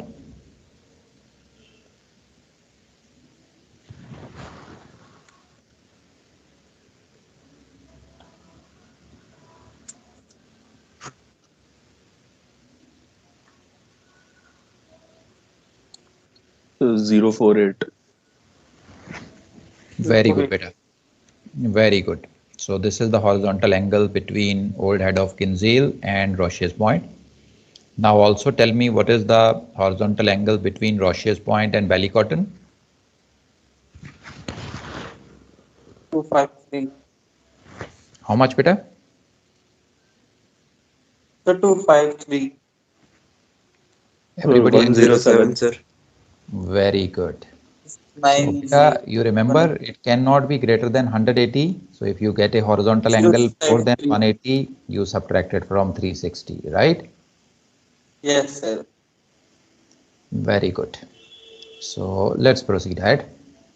Sir हमने किंसेल और बैलीकॉटन को क्यों नहीं लिया sir? Okay, अभी बताता हूँ बेटा, अभी बताता हूँ. Obviously, in this case, since the gyro error is not given to us, we cannot use the concept of cross bearings. So we could probably look at deploying the process of position circle by horizontal angles. Let's first identify these landmarks. Now, this is Old Head of Kinsale, this is Roche's Point, and this is Ballycotton Island. Then we make pairs. Now, if you have three objects, you can make three pairs, one pair between these two objects, another pair between these two objects, and the third pair between these two objects. However, to keep the plotting simple and avoid crisscrossing of the plot, it is advised that you pair the middle object with each of the other two objects. What we mean is, in this case, Roche's Point is the middle object you can see on the chart lying between the two. So we can form two pairs, one between Old Head of Kinsale and Roche's Point, and another between Roche's Point and Ballycotton Island. क्या clear हुआ? No, sir. Okay, listen once again बेटा. ये देखो, हमारे पास ये तीनों object chart में आ गए, right? Up to here okay? Yes, sir. ओके, अब ध्यान से सुनना बेटा. Old Head of Kinsale, this is Roche's Point, and this is Ballycotton Island. Then we make pairs. Now, if you have three objects, you can make three pairs, one pair between these two objects, another pair between these two objects, and the third pair between these two objects. However, to keep the plotting simple and avoid crisscrossing of the plot, it is advised that you pair the middle object with each of the other two objects. What we mean is, in this case, Roche's Point is the middle object you can see on the chart lying between the two. So we can form two pairs, one between Old Head of Kinsale and Roche's Point, and another between Roche's Point and Ballycotton Island. So बेटा अब clear हुआ? Yes, sir. हमें जो भी body होगी centre से उससे दोनों एडजेसेंट पॉइंट्स को ज्वाइन करना है. Right. So when you see the three objects on the chart, you will be able to identify कि middle object कौन सा है. हमें middle object के साथ ही HSA के ग्रुप बनाने हैं. Right बेटा? Yes, sir. Understood, sir. Very good. अगर चार पोजीशन होती तो फिर किसको लेते मिडल? Ask again बेटा. सर अगर 3 की जगह 4 लैंडमार्क होते हैं तो फिर किसको लेते मिडल? Okay. 4 लैंडमार्क आएंगे नहीं बेटा. There will always be 3. Either 2 or 3. अगर 2 लैंडमार्क होंगे तो सिर्फ एक पोजीशन सर्कल आएगा, और अगर 3 लैंडमार्क होंगे तो फिक्स आ जाएगी. चौथा लैंडमार्क कभी क्वेश्चन में आपको मिलेगा ही नहीं. Okay sir. Okay. Let's proceed ahead now. Now, for the first pair between Old Head of Kinsale and Roche's Point, the horizontal angle is 48 degrees because the difference between their bearings is 48 degrees. 90 minus 48 gives you 42 degrees. The second pair, that is between Roches and Ballycotton Island, the horizontal angle is 107 degrees, more than 90 degrees.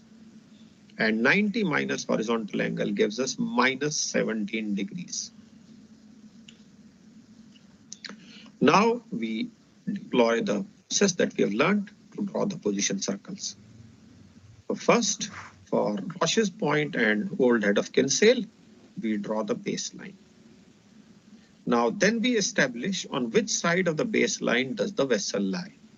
In this case, this side is landmass. Obviously, the ship would be on the sea side, so the vessel lies on this side of the baseline.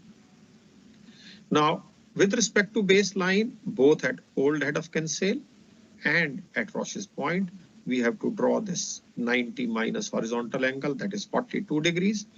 So we will draw these angles at both ends of the segment of the baseline. Where these two intersect at C1, this forms the center of the position circle. Okay so बेटा अब तक जो procedure हमने किया है chart पे, इसमें जो भी डाउट्स हैं ask me, have a look and let me know your doubts. Sir इसमें जैसे इसने हमें बताया था कि हमें मतलब ये ध्यान रखना है कि कौन सी साइड पे हम ड्रॉ करेंगे, हमारी बेस लाइन के कौन सी साइड पे ये एंगल्स ड्रॉ होंगे. इस केस में तो हमारे पास लैंड है पीछे, हमें क्लियर है. अगर मान लो दोनों साइड से नेविगेबल डेप्थ होती तो मैं कहाँ जाता सर, कैसे आइडेंटिफाई करूँगा? ओके बेटा ओके, मैं आपको बताता हूँ. पहले हम ये बेस वाला एक प्लॉट कर लें, फिर मैं आपको बताऊंगा कि अगर दोनों साइड में नेविगेबल वाटर आ जाए तो हमें कैसे पता करना है कि हमारा शिप किस साइड में होगा. I will tell you. Okay sir. Sir, what is the reason subtracting the horizontal angle from 90? What is the reason बेटा? Yes sir, why are we subtracting it from 90 degrees? Okay बेटा, इसका reason ये है कि it is the part of the method. और ये part of the method क्यों है? अगर आप थोड़ा डेप्थ में जाओगे तो ये ज्योमेट्री का एक कॉन्सेप्ट है. ज्योमेट्री का एक कॉन्सेप्ट है जो बोलता है कि कोई भी कॉर्ड जो है सर्कल के सरकमफ्रेंस पे कितना एंगल जनरेट करेगी. Okay, that would be double the angle generated at the centre. ये बहुत हैवी हो जाएगा अगर मैं इसकी डिटेल में चला जाऊं. ये 10th क्लास की ज्योमेट्री में आता है बेटा. सो हमें इसमें जाने की ज़रूरत नहीं है, उसी के बेसिस पे ये मेथड बनाया गया है. सो हमें तो बस इस मेथड को फॉलो करना है. Okay. ओके बेटा. Yes sir. ओके, और बताओ बेटा, और डाउट?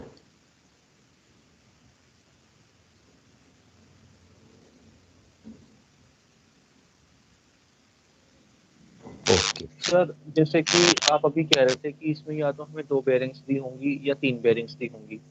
राइट. Yes sir. तो अगर मेरे को 2 बेयरिंग्स दे रखी होंगी तो चलो 3 बेयरिंग में तो मैं क्लियर समझ सकता हूँ कि ये एचएसए का क्वेश्चन है. अगर 2 बेयरिंग दे रखी हैं तो उसमें मैं 2 पॉइंट बेयरिंग नहीं लगाऊंगा सर. बेटा 2 पॉइंट बेयरिंग क्या होता है? सर अगर मेरे को दो लाइट हाउस की बेयरिंग दे रखी है, मैं बेयरिंग ड्रॉ करूंगा, जहाँ पे वो इंटरसेक्ट करेंगे वो मेरी पोजीशन आ जाएगी सर. राइट, बिल्कुल सही है बेटा, बिल्कुल सही. आप ऐसे ही करोगे. तो आप कह रहे हो जैसे इस क्वेश्चन में मेरे को अगर किंसे और रोशेस पॉइंट की अगर बेयरिंग दे रखी होती तो मैं दोनों ड्रॉ करके और इंटरसेक्शन से अपनी पोजीशन ही निकाल सकता सर. बिल्कुल सही बेटा. तो आप ये कहना चाहते हो कि अगर हम ये 242 और 290 की बेयरिंग ड्रॉ करें तो हमारी पोजीशन आ जानी चाहिए सीधा, इजंट इट? Yes sir. अब बेटा ध्यान से देखो, मैं थोड़ा सा पीछे जा रहा हूँ. ये रहा क्वेश्चन हमारी स्क्रीन पे. ये है बेटा क्वेश्चन. अब पहले तो मुझे ये बताओ कि ये बियरिंग कौन सी बियरिंग है? अगर मान लो सर ट्रू बेयरिंग दी होती. Very good. अब मुझे ये बताओ कि gyro bearing can be plotted on the chart directly? No sir. No. Error of the gyro हमें पता है? No sir. In this case we can not. Let's say the question gives me true bearing और the gyro error itself, तो मैं use कर सकता हूं ना सर. वेरी गुड बेटा. अब let's go little bit more back. अब हम यहाँ मेथड पे आ जाते हैं, ये जो हमने पहले डिस्कस किया था. सो यहाँ पे बेटा आप ये चीज को रीड करो, both bearing need to be of the same type. ये ट्रू के आगे देखो क्या लिखा है,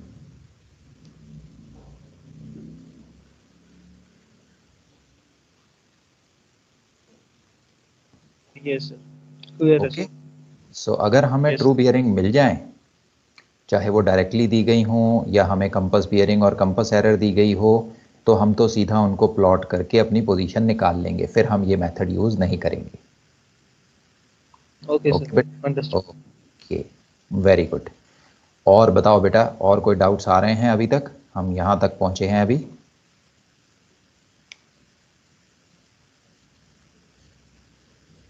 No, sir. Very good. So everybody will be able to plot this center C1. Sir Yes, जो sir. 42 डिग्री की सर जो लाइन मारी है वो दोनों वो बेस लाइन है जो दोनों आइलैंड सॉरी जो दोनों बेरिंग पॉइंट्स को जो मीट कर रही है। ये है बेटा बेस लाइन जो दोनों लाइट हाउस को ज्वाइन कर रही है। यहाँ मेरा कर्सर चल रहा है, this is the base line. तो ये अपन ने हमने सर 42 डिग्री की मार दी है इस पे। हमने इस बेस लाइन पे 42 डिग्री का एंगल बनाया है, ये 42 डिग्री का एंगल है बेटा। Okay sir, okay sir. Okay, और ये वहां हमने से दोनों से 42 मार दिया। यस बेटा, हमने 42 डिग्री का एंगल बनाया है। और किस तरफ बनाया है? हमने इसे शिप की तरफ बनाया है।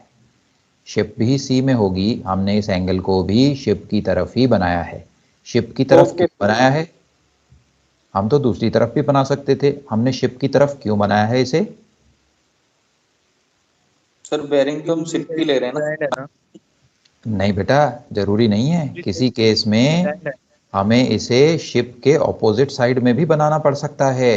ये देखो बेटा, ये हम आ गए मेथड पे। ये देखो बेटा क्या लिखा है जहां मेरा कर्सर है, हॉरिजॉन्टल एंगल लेस देन 90। तो आगे क्या लिखा है पढ़ो। Is drawn on the chart that side of baseline of which ship position exists. Right. और अगर हॉरिजॉन्टल एंगल 90 से बड़ा हो जाए, हॉरिजॉन्टल एंगल ग्रेटर देन 90, तब कहां ड्रॉ करना है? That is opposite side. Very good, इसे याद रखना है बेटा। Okay sir. Okay, let's go back to the plot. So और डाउट बताओ बेटा मुझे, और कोई डाउट आ रहा है? No sir. Thank you. Very good. Let's proceed ahead now. So with this C1 as the center and C1 to Old Head of Kinsale or C1 to Roche's Point, either one of them, they'll be same as radius. We draw the position circle and we draw it only on the side of the segment or the baseline on which the ship lies. This is how we draw it, only on this side, and we don't have to draw this full circle because the vessel cannot be on this arc in any case.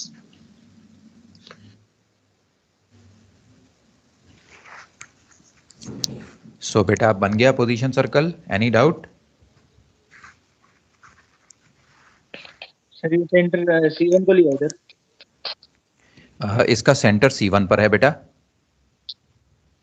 Radius क्या लिया sir इसका? बेटा C1 से लेके कोई भी light house, okay, दोनों में से कोई भी लाइट हाउस जिनके बीच में हमने एंगल बनाया है, that is the radius.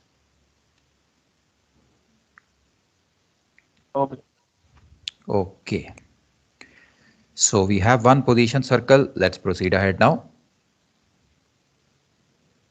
Now let's draw the position circle between Roche's and Ballycotton pair. So we draw the baseline for Roche's and Ballycotton Island. Now please see, in this case also the ship is on the sea side, it cannot be on the land side. But here the horizontal angle is more than 90 degrees. In the previous case, horizontal angle was less than 90, so these complement angles were drawn on the side on which the ship lies. In this case, the horizontal angle is 107, or the 90 minus horizontal angle came minus 17. So this 17 degrees will be drawn on the side opposite to which the ship exists. In this case, the ship exists on this side of the red baseline, so 17 degrees would be drawn on the opposite side, like this. We get C2 as the center of the position circle. With C2 as the center and its distance either to Roche's Point or Ballycotton Island acting as radius, we draw the position circle only on the side on which the ship exists. The ship lies on this side of the baseline, so the position circle is drawn only on this side, that is the C side. So the blue is one position circle, the red one is the second position circle. Both are of simultaneous observations. Wherever they intersect, obviously that is the anchor position of the vessel. Okay, beta. Now have a good look at the diagram, at the plot. Let me know your doubts.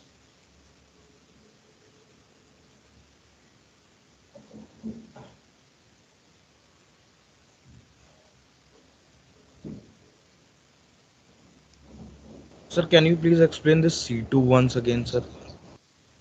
Okay बेटा, C2 में बेटा कहाँ पे doubt आ रहा है, exactly किस point पे आ रहा है? So like when we are joining this C2 line from this Roche Point and this Ballycotton, so if we can mark it on the land as well on the chart, there is no problem. आप baseline की बात कर रहे हो बेटा? No sir, the lines which we are making, this angle, the 17 degree angle which we are making and making the point C2. Right. This we are making on the land, na sir? Yes, that's right beta. It can go on land beta, there is no problem. It can go on land also. This is the center of our position circle. The ship will not be here. Okay sir. Okay sir, thank you. Okay. Sir हाँ बोलो बेटा. ये minus का क्या significance है? -17 से क्या पता लग रहा है हमें? ओके बेटा, जब भी कभी ये एंगल माइनस में आएगा ना, 90 माइनस HA की वैल्यू नेगेटिव में आएगी, तो इसका मतलब है कि जिधर भी शिप है उसके ऑपोजिट साइड में उसे बनाना है. देखो हमने बेस लाइन पे जब ये 17 डिग्री का एंगल बनाया तो हम शिप के ऑपोजिट चले गए. ऑपोजिट क्यों चले गए? क्योंकि यहाँ पे माइनस था. ओके, यहाँ पे माइनस क्यों आया? क्योंकि ये एंगल 90 डिग्री से बड़ा था, 107 था. पहले वाले केस में देखो माइनस नहीं था, पहले वाले केस में +42 था. तो हमने 42 को उस डायरेक्शन में बनाया जिस डायरेक्शन में हमारा शिप है. क्लियर हुआ बेटा? Okay sir.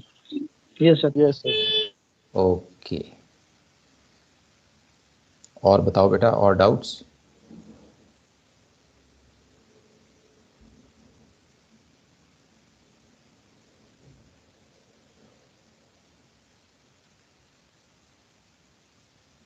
सर अपोजिट में बनाएंगे तो हमेशा मतलब माइनस में नहीं आएगा उस केस में, तो क्योंकि हमेशा 90 से बड़ा होने वाला है. फिर से पूछो बेटा, यू गॉट ब्रोकन. सर जो अपोजिट वाला केस है तो उसमें तो हमेशा मतलब माइनस में ही आएगा, तभी अपोजिट बनेगा. पॉजिटिव आएगा तो मतलब एक उसी डायरेक्शन में बनेगा, अपोजिट नहीं बनेगा. बिल्कुल सही है बेटा. अगर 90 माइनस HA पॉजिटिव आएगा तो जहाँ पे शिप है हम उधर ही एंगल बनाएंगे. अगर 90 माइनस HA नेगेटिव में आएगा तो हम शिप के ऑपोजिट साइड में एंगल बनाएंगे. Okay sir. Okay, so let's proceed ahead. हमारे पास पोजीशन आ गई है, अब हमें जायरो एरर भी ढूंढनी है.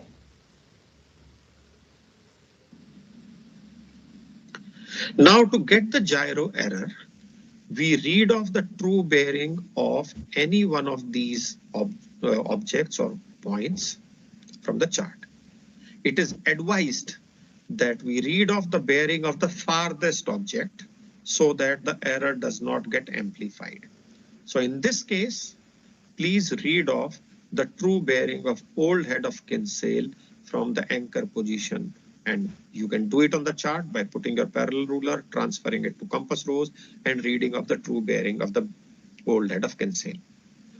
Now comparing the true bearing of the old head of Kinsale read off from the chart with old head of Kinsale bearing of 242 degrees gyro provided in the question that can give us the gyro error as required by the question.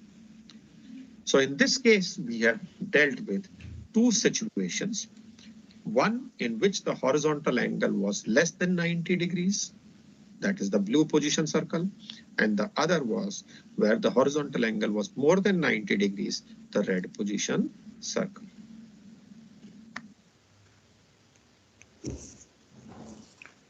Okay, so beta, anything which is in doubt?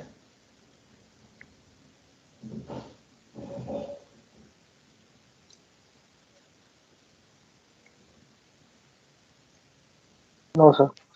Sir मेरा net stuck हो गया था sir, वो ना बाद में वो दोनों वो सर क्या बोलते सर्कल जहाँ पे मीट कर रहा है वो एंकर पोजीशन होगी, उसके बाद से समझ में नहीं आया सर बात, आपने कुछ और बोला क्या? ओके बेटा, नो प्रॉब्लम, अभी बता देते हैं बेटा। ये लो एंकर पोजीशन आ गई हमारी, अब सुनो आगे। Ruler transferring it to compass rose and reading of the is the anchor position of the vessel. Now to get the gyro error, we read off the true bearing of any one of these objects or points from the chart. It is advised that we read off the bearing of the farthest object so that the error does not get amplified. So in this case, please read off the true bearing of old head of Kinsale from the anchor position, and you can do it on the chart by putting your parallel ruler, transferring it to compass rose, and reading of the true bearing of the old head of Kinsale. Now comparing the true bearing of the old head of Kinsale read off from the chart with old head of Kinsale bearing of 242 degrees gyro provided in the question, that can give us the gyro error as required by the question. समझ में आ गया बेटा? Okay sir, अपने को sir जो anchor position जो आई है उससे जो भी लाइट हाउस की बेयरिंग ली थी उससे बेयरिंग सॉरी उसे देखना है सर अपना क्या बेयरिंग बन रही है और उसको कंपेयर करना है जायरो उसकी जो पहले गिवन जो वो थी हेडिंग उससे। वेरी गुड बेटा, right. Okay sir, got it sir, thank you. Okay, और बेटा exactly for this purpose doubt है। हाँ बोलो जी, बोलो डाउट। सर आप इसमें आप वहाँ वो पोजीशन से लेके और जो ये 42 लिखा हुआ है नीचे दूर वाला, ये जो लाइन है इसको पहला रूलर से हम कंपास पे मेजर करेंगे। हाँ बेटा, ये बोलना चाह रहे हो ना यहाँ सर? से लेके यहाँ तक बेटा इसको। तो सर कंपास रोज में दोनों तरफ डायरेक्शन दी है, कौन सी वाली लेंगे हम लोग? अब बेटा आप मुझे बताओ, अगर शिप आपका यहाँ पे है तो लाइट हाउस किधर दिखेगा? इस तरफ दिखेगा या नॉर्थ ईस्ट में दिखेगा? नॉर्थ ईस्ट में दिखेगा या साउथ वेस्ट में दिखेगा बताओ? नॉर्थ वेस्ट में। बेटा अगर एंकर पोजीशन यहाँ है तो लाइट हाउस तो इधर है ना? लाइट हाउस कौन सी डायरेक्शन में दिखाई देगा? नहीं सर समझा नहीं मैं। South west. South west. Okay, फिर से समझो बेटा, आप इस जगह पे हो, आपका शिप यहाँ पे है, ठीक है, आप ब्रिज में खड़े हो और आप ये लाइट हाउस को देख रहे हो। यहाँ पे एक सुंदर लड़की हाथ हिला रही है आपको, वो आपको किस डायरेक्शन में दिखाई देगी? North east, north west, south east, south west, कहाँ दिखाई देगी बेटा? South west. साउथ वेस्ट में ना? देखा, आप समझ में आ गया। तो बेटा जब आप कंपास रोज पे दो डायरेक्शंस को देखोगे तो कौन सी वाली पिक करनी है?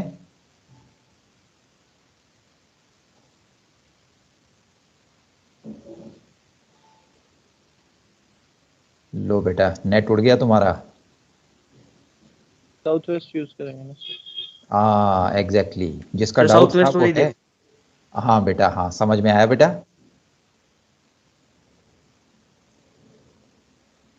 बियरिंग का मतलब आसान भाषा में समझो कि कौन सी डायरेक्शन में लाइट हाउस है, ये मतलब होता है बियरिंग का।